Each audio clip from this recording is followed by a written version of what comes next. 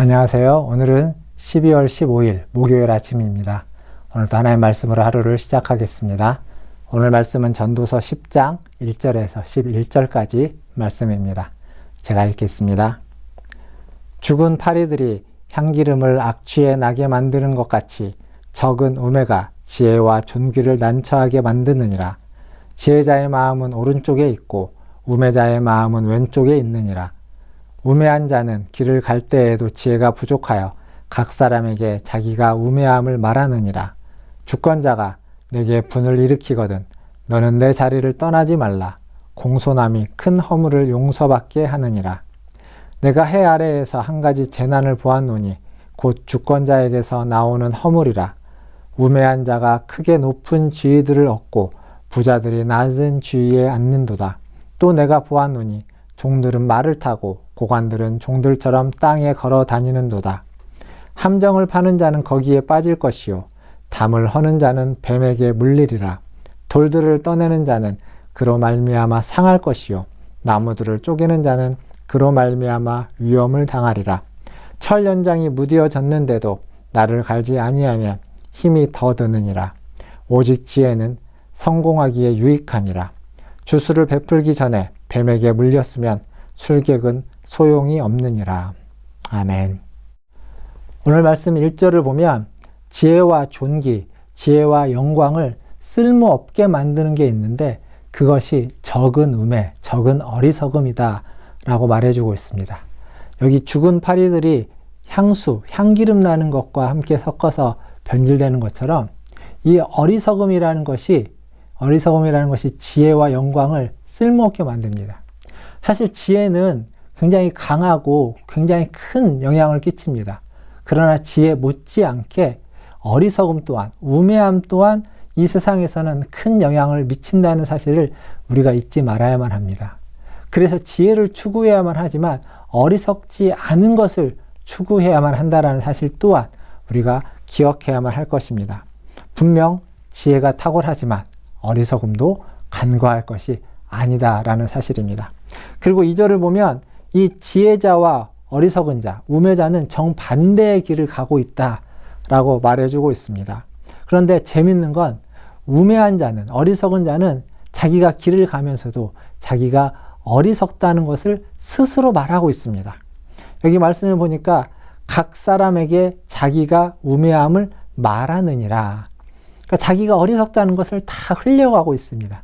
자기 스스로 드러내고 있는 거죠. 뿐만 아니라 이 어리석은 자는 어떤 화가 나고 분이 나면 자기 자리를 박차고 일어나 버립니다. 그러나 지혜로운 자는 오늘 4절을 보니까 내게 분을 일으키거든 너는 내 자리를 떠나지 말라.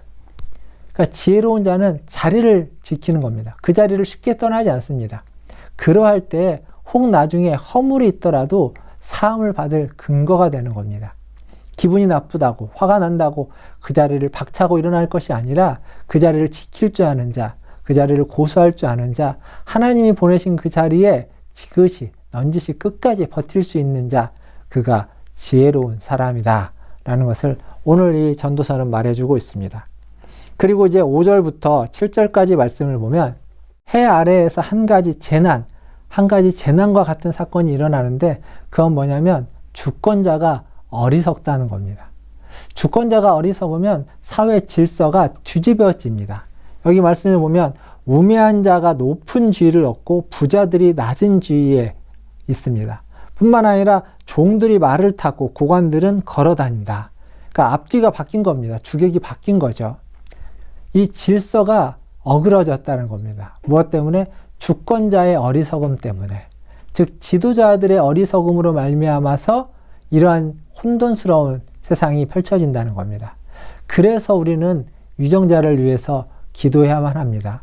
위정자가 우매하지 않고 어리석지 않고 지혜로운 자가 될 수 있도록 위정자들이 지혜롭게 나라를 이끌어가고 다스려가서 나라에 혼돈이 있지 않고 백성을 하나로 모으고 함께 힘을 모아서 나라를 더 강하고 더 평안하게 만들어갈 수 있기를 위해서 지도자를 위해서 꼭 기도하시는 여러분 되기를 주님의 이름으로 축원드립니다. 그리고 마지막으로 8절부터 11절까지의 말씀을 보면 우리의 삶은 예기치 않은 일들이 벌어진다는 겁니다. 사실 이건 잠언 26장에도 나와 있는 말씀인데 함정을 파는 자가 거기 빠지고 그리고 돌을 굴리는 자가 돌에 치일 것이다 라는 말씀이 잠언에 있습니다. 오늘 말씀에도 8절을 보면 함정을 파는 자는 거기에 빠질 것이요 9절을 보면 돌들을 떠내는 자는 그로 말미암아 상할 것이다 라고 말해주고 있습니다. 즉 우리는 이 땅을 살아가면서 내가 열심히 노력하고 수고한 만큼의 어떤 결과들을 기대하고 있습니다. 그런데 세상이 항상 그 결과만큼 우리에게 어떤 기대한 만큼 무엇인가를 돌려보내지 않고 정반대로 예기치 않은 어떠한 결과들로 우리 앞에 떡 내어놓는 경우들이 있습니다. 예를 들면 에스더서에 나오는 하만과 모르드게 이야기가 있습니다. 하만은 모르드게를 죽이기 위해서 높은 장대를 마련합니다. 그 장대에 모르드게를 달려고 하죠.